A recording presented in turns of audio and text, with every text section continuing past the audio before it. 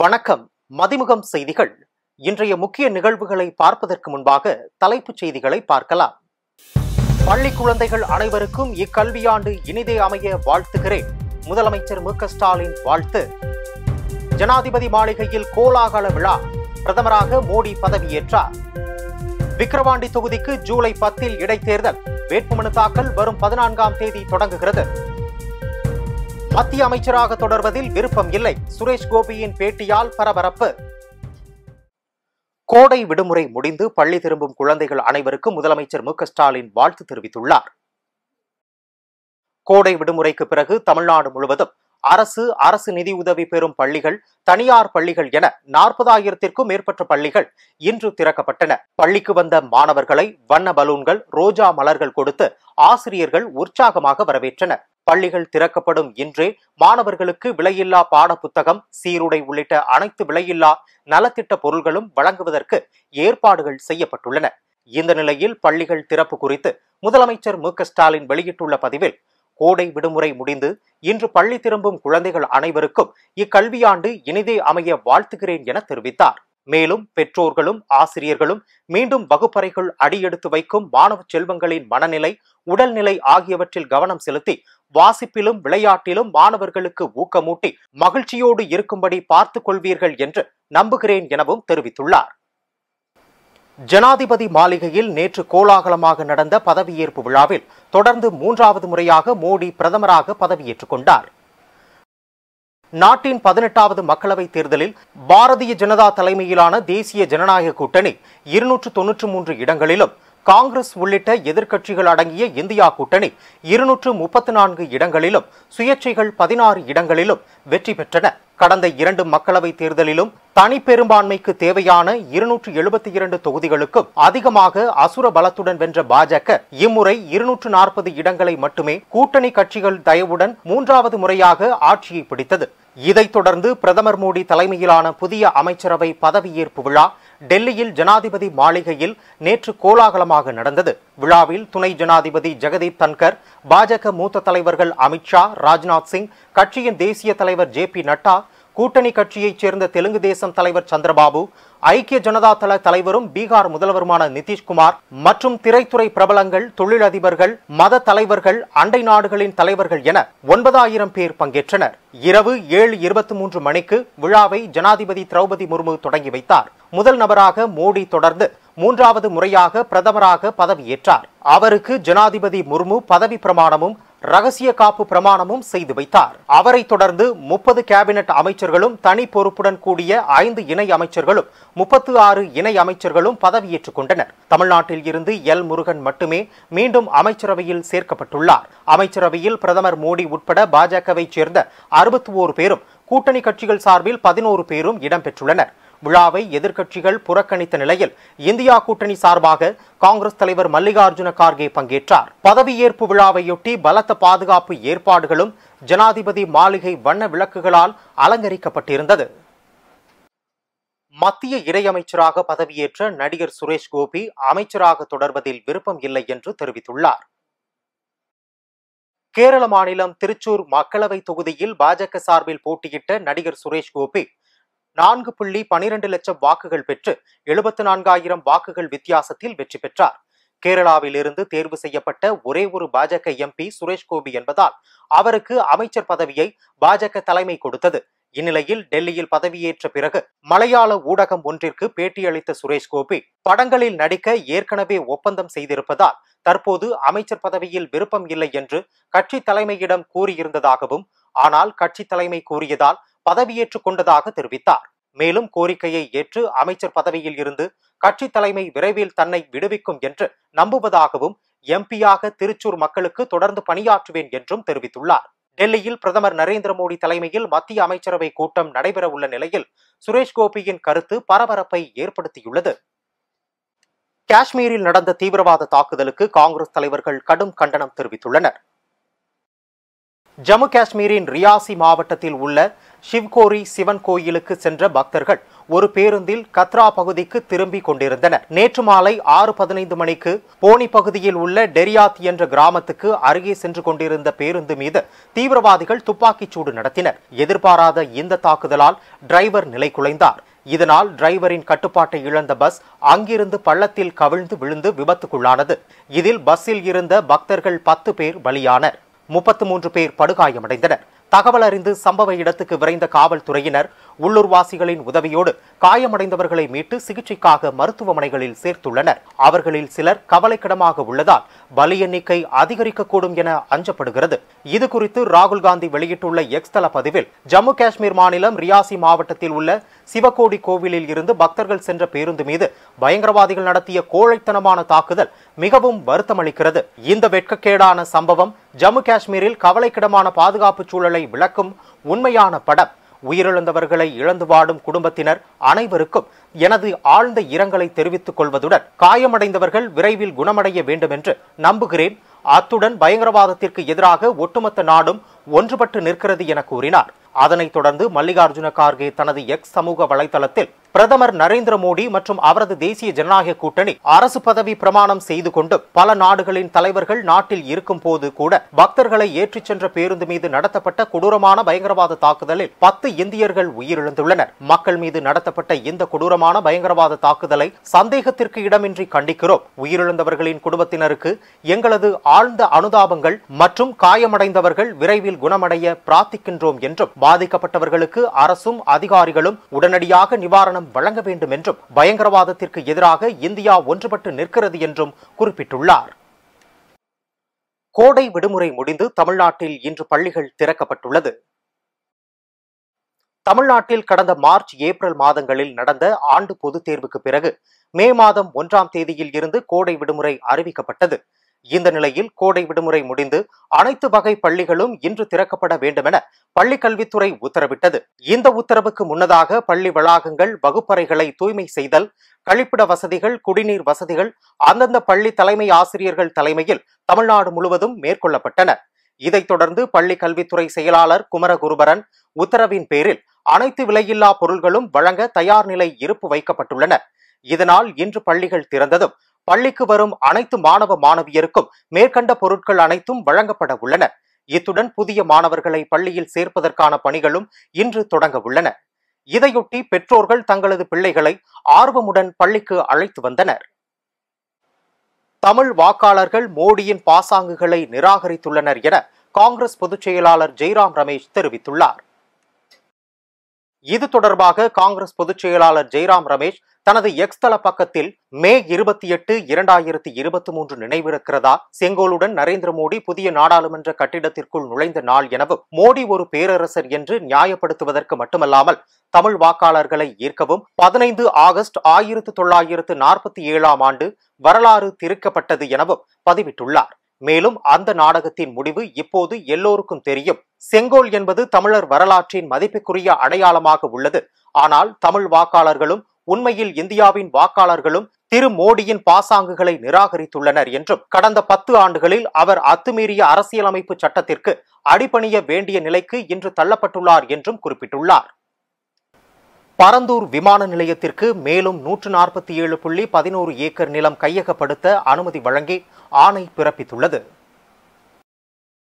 காஞ்சிபுரம் மாவட்டம் பரந்தூர் சுற்றுவட்டார கிராமங்களை உள்ளடக்கி பரந்தூர் பசுமை வழி விமான நிலையம் அமைக்க ஒன்றிய, மாநில அரசுகள் நடவடிக்கை மேற்கொண்டு வருகிறது. விமான நிலையம் அமைப்பதற்கான இடங்களை தேர்வு செய்து நிலங்களை கையகப்படுத்தும் அறிவிப்பையும் வெளியிட்டு வருகிறது. ஏற்கனவே வளந்தூர், தண்டலூர், ஏகனாபுரம் உள்ளிட்ட கிராமங்களில் நில அளவீடு பணிகள் நடைபெற்று வருகின்றன. விவசாய நிலங்கள், குடியிருப்புகள், நீர்நிலைகள் உள்ளிட்டவை அழிக்கப்படும் என கூறி பரந்தூர் விமான நிலைய திட்டத்திற்கு எதிர்ப்பு தெரிவித்து ஏகனாபுரம் சுற்றுவட்டார கிராம மக்கள் தொடர் போராட்டங்களை தொடர்ந்து நடத்தி வருகின்றனர். இந்நிலையில் பரந்தூர் விமான நிலையத்திற்கு மேலும் 147.11 ஏக்கர் நிலம் தேவைப்படுவதால் எடையார்பாக்கம் கிராமத்தில் 147.11 ஏக்கர் நிலம் கையகப்படுத்த தமிழ்நாடு அரசு அனுமதி ஆணை வெளியிட்டது. நிலம் குறித்த பாத்தியத்தை உள்ளவர்கள் 30 நாட்களுக்கு தனி மாவட்ட வருவாய் அலுவலரிடம் புகார் அளிக்கலாம் என்றும், ஆட்சேபனைகள் மீதான விசாரணை ஜூலை மாதம் 22 மற்றும் 23ஆம் தேதி மேற்கொள்ளப்படும் என்றும் தெரிவிக்கப்பட்டுள்ளது. தமிழ்நாட்டில் காலியாக உள்ள விக்கிரவாண்டி தொகுதிக்கு ஜூலை 10ஆம் தேதி இடைத்தேர்தல் அறிவிக்கப்பட்டுள்ளது. விழுப்புரம் மாவட்டம் விக்கிரவாண்டி சட்டப்பேரவை தொகுதி உறுப்பினராக இருந்த திமுகவைச் சேர்ந்த புகழேந்தி உடல்நலக் குறைவால் ஏப்ரல் 6ஆம் தேதி காலமானார். இதையடுத்து அத்தொகுதி காலியானதாக ஏப்ரல் 8ஆம் தேதி அறிவிக்கப்பட்டது. தேர்தல் விதிகளின்படி ஒரு சட்டப்பேரவை அல்லது மக்களவை தொகுதி அதன் உறுப்பினரின் உயிரிழப்பாலோ ராஜினாமா அல்லது வேறு காரணங்களுக்காகவோ காலியானதாக அறிவிக்கப்பட்டால் அத்தொகுதிக்கு 6 மாதங்களுக்குள் இடைத்தேர்தல் நடத்தப்பட வேண்டும். இந்த நிலையில் விக்கிரவாண்டி தொகுதிக்கு ஜூலை 10ஆம் தேதி இடைத்தேர்தல் நடைபெறும் என தேர்தல் ஆணையம் அறிவித்துள்ளது. இதையடுத்து வரும் 14ஆம் தேதி வேட்புமனு தாக்கல் ஆரம்பம் என்றும் வேட்புமனுவை தாக்கல் செய்வதற்கு ஜூன் 21ஆம் தேதி கடைசி நாள் என்றும் அறிவிக்கப்பட்டுள்ளது. மேலும் வேட்புமனுக்கள் மீது 24ஆம் தேதி பரிசீலனை செய்யப்படும். மனுக்களை வாபஸ் பெற 26ஆம் தேதி கடைசி நாள் ஆகும். இடைத்தேர்தலில் பதிவாகும் வாக்குகள் ஜூலை 13ஆம் தேதி எண்ணப்பட்டு முடிவுகள் அறிவிக்கப்பட உள்ளன. விக்கிரவாண்டி உள்பட நாடு முழுவதும் 7 மாநிலங்களில் மொத்தம் 13 சட்டப்பேரவை தொகுதிகளுக்கு இடைத்தேர்தல் அறிவிக்கப்பட்டுள்ளது. மற்ற மாநிலங்களில் எய்ம்ஸ் மருத்துவமனையை மத்திய அரசின் நிதியில் கட்டியது போலவே தமிழகத்திலும் மத்திய அரசின் நிதியிலேயே எய்ம்ஸ் மருத்துவமனை கட்ட வேண்டும் என மருத்துவம் மற்றும் மக்கள் நல்வாழ்வுத்துறை அமைச்சர் மா சுப்பிரமணியன் வேண்டுகோள் விடுத்துள்ளார். கோடை விடுமுறைக்கு பிறகு தமிழகத்தில் பள்ளிகள் இன்று திறந்த நிலையில் தமிழ்நாடு அரசு பள்ளி கல்வித்துறை சார்பில் சென்னை சைதாப்பேட்டையில் உள்ள மாந்தோப்பு பெண்கள் மேல்நிலைப் பள்ளியில் பயிலும் மாணவிகளுக்கு ஆதார் பதிவு, விலையில்லா பாடப்புத்தகங்கள், அஞ்சலக வங்கிக் கணக்கு எண் துவங்குதல் போன்ற பணிகளை மருத்துவம் மற்றும் மக்கள் நல்வாழ்வுத்துறை அமைச்சர் மா சுப்பிரமணியன் தொடங்கி வைத்தார். தொடர்ந்து செய்தியாளர்களை சந்தித்த அமைச்சர் மா சுப்பிரமணியன் 2500 கிராம சுகாதார செவிலியர்கள் பணி நியமன பணிகள் நடைபெற்றுக் கொண்டிருக்கிறது என்றும் நேற்று எம்ஆர்வியில் தேர்ந்தெடுக்கப்பட்ட 193 மருத்துவர்கள் பணி ஆணைகள் ரத்து செய்யப்பட்டுள்ளது என்றும் ஏற்கனவே 4 மாதங்களுக்கு முன்னால் 1021 மருத்துவர்களுக்கு பணி ஆணைகள் வழங்கப்பட்டது என்றும் அப்போதே அவர்களுக்கு கலந்தாய்வு நடத்தி அவர்கள் விரும்பும் ஊர்களுக்கு பணி ஆணை வழங்கப்பட்டது என்றும் தெரிவித்தார். தொடர்ந்து பேசிய அமைச்சர், சென்ற மத்திய அரசிடம் 20க்கும் மேற்பட்ட கோரிக்கைகளை வைத்துள்ளோம். அதில் 6 மருத்துவக் கல்லூரிகளை கட்டுவதற்கும் ஏராளமான மருத்துவ மேம்பாட்டு கட்டமைப்பு வசதிகளை ஏற்படுத்தவும் கோரிக்கைகள் வைக்கப்பட்டுள்ளது. காலம் தாழ்த்துவதை நிறுத்திவிட்டு மதுரை எய்ம்ஸ் மருத்துவமனை முழுமையாக கட்டி முடிக்க வேண்டும் எனவும் மற்ற மாநிலங்களில் எய்ம்ஸ் மருத்துவமனையை மத்திய அரசின் நிதியில் கட்டியது போலவே தமிழகத்திலும் மத்திய அரசின் நிதியிலேயே எய்ம்ஸ் மருத்துவமனை கட்ட வேண்டும் எனவும் புதிய மத்திய அரசுக்கு அமைச்சர் வேண்டுகோள் விடுத்தார். விருதுநகர் சாத்தூர் தேசிய நெடுஞ்சாலையில் அரசு பேருந்து கவிழ்ந்து விபத்துக்குள்ளானதில் பெண் ஒருவர் உயிரிழந்துள்ளார். கோவையிலிருந்து கோவில்பட்டி நோக்கி சென்ற அரசு பேருந்து இன்று அதிகாலையில் விருதுநகர் சாத்தூர் தேசிய நெடுஞ்சாலையில் பச்சக்காரப்பட்டி பாலத்தின் தடுப்பு சுவர் மீது மோதி டயர் வெடித்ததில் பேருந்து தலைக்குப்புற கவிழ்ந்து விபத்துக்குள்ளானது. விபத்தில் ஓட்டுநர் முருகபூபதி, நடத்துனர் பிரதீப் உள்ளிட்ட 24 ஆண்கள், 8 பெண்கள், 7 குழந்தைகள் உட்பட பேருந்தில் பயணம் செய்த 39 பயணிகள் காயமடைந்தனர். காவல்துறை மற்றும் தீயணைப்பு துறையினர் காயமடைந்தவர்களை மீட்டு விருதுநகர் அரசு மருத்துவக் கல்லூரி மருத்துவமனைக்கு சிகிச்சைக்காக அனுப்பி வைத்தனர். விபத்தில் படுகாயமடைந்த கோவையைச் சேர்ந்த புவனேஸ்வரி சிகிச்சை பலனின்றி அரசு மருத்துவக் கல்லூரி மருத்துவமனையில் உயிரிழந்தார். இந்த விபத்து குறித்து வச்சக்காரப்பட்டி காவல்துறையினர் வழக்கு பதிவு செய்து விசாரணை மேற்கொண்டு வருகின்றனர். திருப்பத்தூர் மாவட்டம் ஆலங்காயத்தில் வீட்டின் கதவை உடைத்து தங்க நகை 80 சவரன் மற்றும் 4 லட்சம் ரொக்கம் பணம் கொள்ளையடிக்கப்பட்டுள்ளது. திருப்பத்தூர் மாவட்டம் வாணியம்பாடி அடுத்த ஆலங்காயம் பகுதியைச் சேர்ந்தவர் வெங்கடேஷ், பத்மாவதி தம்பதியர்கள். இவர்களுக்கு மகள் கனிமொழி, மகன் சந்தோஷ் என 2 பிள்ளைகள் உள்ளனர். மகள் கனிமொழி 12ஆம் வகுப்பு படிப்பை முடித்துவிட்டு மேற்படிப்புக்காக கல்லூரியில் சேர்க்க நாமக்கல்லிற்கு வீட்டை பூட்டிவிட்டு குடும்பத்துடன் சென்றுவிட்டு பின்னர் வீடு திரும்பிய போது வீட்டின் பின்பக்க கதவு உடைக்கப்பட்டு கதவு திறந்து கிடந்ததை கண்டு அதிர்ச்சி அடைந்துள்ளனர். மேலும் வீட்டில் வைக்கப்பட்டிருந்த ரூபாய் 4,75,000 ரொக்கம் பணம் மற்றும் 80 சவரன் நகையை மர்ம நபர்கள் திருடிச் சென்றது தெரியவந்தது. இது குறித்து புகாரின் பேரில் ஆலங்காயம் காவல் நிலையத்துக்கு தகவல் அளித்ததின் பேரில் உடனடியாக சம்பவ இடத்திற்கு விரைந்து வந்த காவல்துறையினர் வழக்கு பதிவு செய்து கைரேகை நிபுணர்களை கொண்டு விசாரணை நடத்தி வருகின்றனர். விவேகானந்த கல்லூரிக்கு பணம் கட்டுறதுக்காக நாங்கள் போயிட்டு இருந்தோம். இன்றைக்கி வியாழக்கிழமை போனோம். இன்றைக்கி பார்க்கும்போது ஞாயிற்றுக்கிழமை நாங்கள் வந்தோம். 2:30 மணிக்கு பார்க்கும்போது பின்வாசல் வழியாக யாரோ எங்கள் வீட்டு கதவை உடைச்சி நகை 80 சவரன் நகை, பணம் 4,73,000 பணம் எல்லாம் எடுத்துன்னு போயிட்டுருக்காங்க. நான் ஆலங்காயம் காவல் நிலையத்தில் புகார் அளிச்சிருந்தேன். ஐயா வந்து மேற்கொண்டு ஆவணம் செய்கிறேன் அப்படின்னு சொல்லியிருக்காரு. விசாரணை பண்ணிட்டு இருக்காரு. அவருக்கு என்னோட நன்றி தெரிவிச்சுக்கிறேன். நகையை மீட்டு தருமாறு அனைவரையும் கேட்டுக்கொள்கிறேன். நன்றி. சோளிங்கரில் மேலாவதம் கிராமத்தில் ஸ்ரீ முத்துமாரியம்மன் ஆலய விழாவில் அம்மனுக்கு சிறப்பு அபிஷேகங்கள் செய்து பக்தர்களுக்கு அன்னதானம் வழங்கி வழிபாடு செய்யப்பட்டது. ராணிப்பேட்டை மாவட்டம் சோளிங்கர் தொகுதிக்கு உட்பட்ட மேலாவதம் கிராமத்தில் அமைந்துள்ள அருள்மிகு ஸ்ரீ முத்துமாரியம்மன் ஆலயத்தில் 5ஆம் ஆண்டு துவக்க விழாவை முன்னிட்டு மூலவர் உற்சவ முத்துமாரியம்மன் சுவாமிக்கு சிறப்பு பால், தேன், சந்தனம், இளநீர், பன்னீர், பஞ்சாமிர்தம் உள்ளிட்ட பல்வேறு வகையான நறுமண பொருட்கள் கொண்டு அபிஷேகம், அலங்காரம் செய்யப்பட்டு மகா தீபாராதனைகள் நடைபெற்றது. இந்த நிகழ்ச்சியில் சோளிங்கர் சட்டமன்ற உறுப்பினர் முனிரத்தினம் கலந்து கொண்டு சாமி தரிசனம் செய்து தொடர்ந்து 500 பேருக்கு அன்னதானம் வழங்கினார். தரங்கம்பாடியில் பஞ்சாக்கை காளியம்மன் கோயில் வைகாசி திருவிழாவில் பால்குடம் எடுத்து வழிபாடு செய்தனர். மயிலாடுதுறை மாவட்டம் தரங்கம்பாடி தாலுகா திருப்பஞ்சாங்கை கிராமத்தில் புகழ்பெற்ற காளியம்மன் கோவில் உள்ளது. இக்கோவிலில் இந்த ஆண்டு வைகாசி திருவிழா காப்பு கட்டுதலுடன் துவங்கி நடைபெற்று வருகிறது. திருவிழாவின் முக்கிய நிகழ்வான பால்குட திருவிழா நடைபெற்றது. இதனை முன்னிட்டு அம்மன் ஆற்றங்கரையிலிருந்து பால்குடம், அலகு காவடி, பறவை காவடிகளுடன் கரகம் புறப்பட்டு வானவேடிக்கை, மேலதாளங்கள் முழங்க தோட்டம் அன்னப்பன்பேட்டை மெயின் ரோடு வழியாக கோவிலை வந்தடைந்தது. ஊர்வலத்தின் முன்னிலையில் கோயில் பூசாரி அக்னி வளர்க்கப்பட்ட பானையை பற்றி எரியும் தீயுடன் தலையில் சுமந்தபடி வந்தது பார்ப்போரை பக்தி பரவசத்தில் ஆழ்த்தியது. அதனைத் தொடர்ந்து காளியம்மனுக்கு இளநீர், பன்னீர், பஞ்சாமிர்தம் மற்றும் பக்தர்கள் கொண்டு வந்த பாலில் அபிஷேகங்கள் செய்யப்பட்டு சிறப்பு அலங்காரத்தில் பக்தர்களுக்கு காட்சியளித்தார்.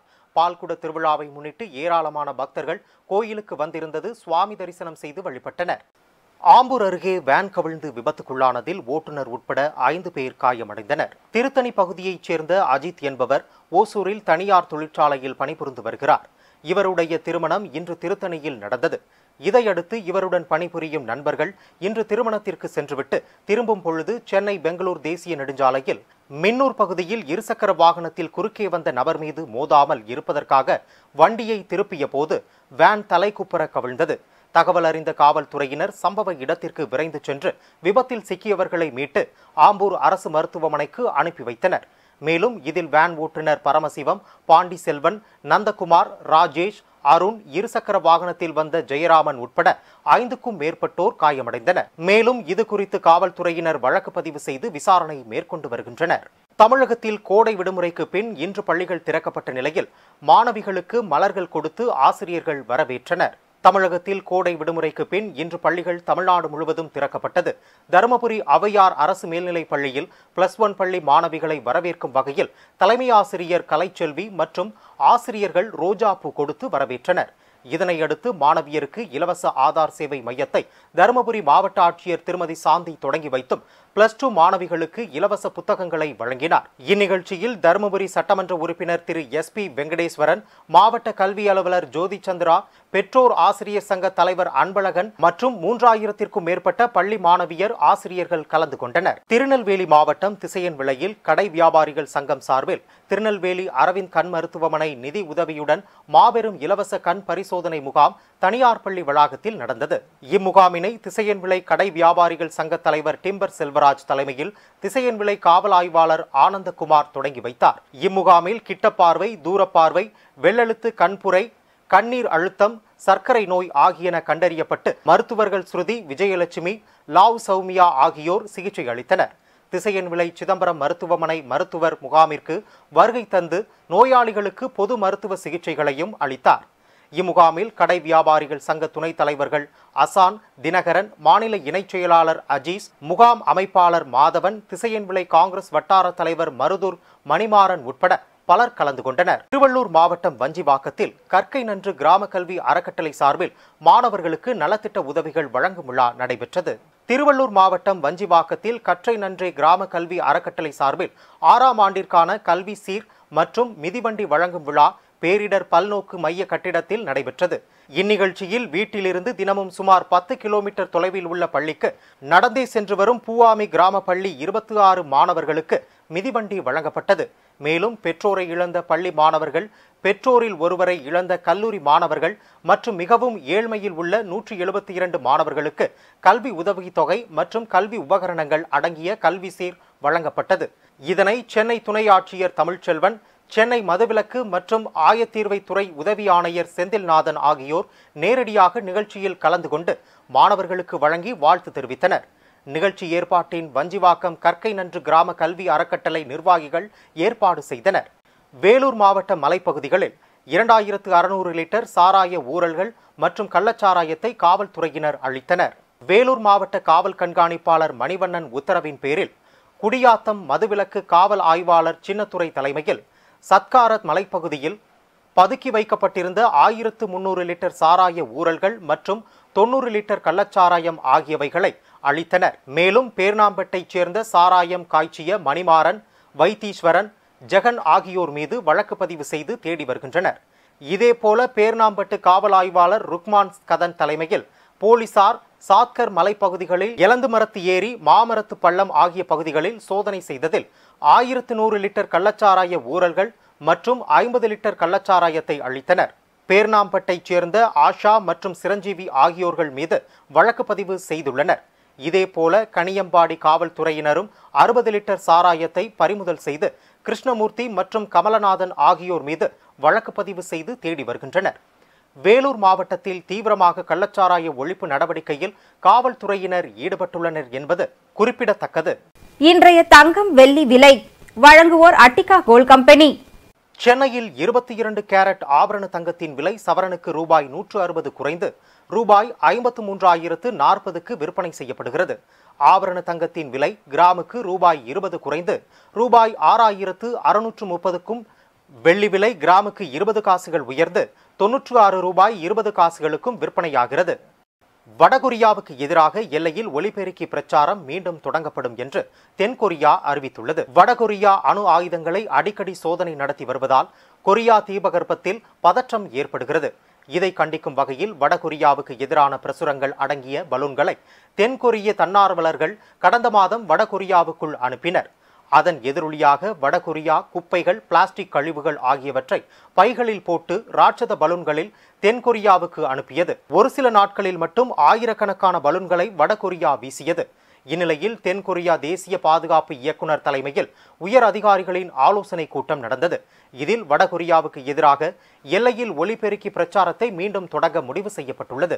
இரு நாட்டு எல்லையில் வடகொரியாவை நோக்கி ராட்சத ஒலிபெருக்கிகளை வைத்து அதில் அந்த நாட்டுக்கு எதிராக பிரச்சாரம் செய்ய தென்கொரியா திட்டமிட்டுள்ளது. இதுபோன்ற செயல்களுக்கு எதிராக வடகொரியா நேரடி ராணுவ தாக்குதல் நடத்தக்கூடும் என்றும் இதனால் வீரர்களை தயார் நிலையில் வைத்திருக்குமாறு தென்கொரிய ராணுவ கமாண்டர்களுக்கு அந்நாட்டு பாதுகாப்பு அமைச்சர் உத்தரவிட்டுள்ளார். மீண்டும் தலைப்புச் செய்திகள். பள்ளி குழந்தைகள் அனைவருக்கும் இக்கல்வியாண்டு இனிதே அமைய வாழ்த்துகிறேன். முதலமைச்சர் மு க ஸ்டாலின் வாழ்த்து. ஜனாதிபதி மாளிகையில் கோலாகல விழா.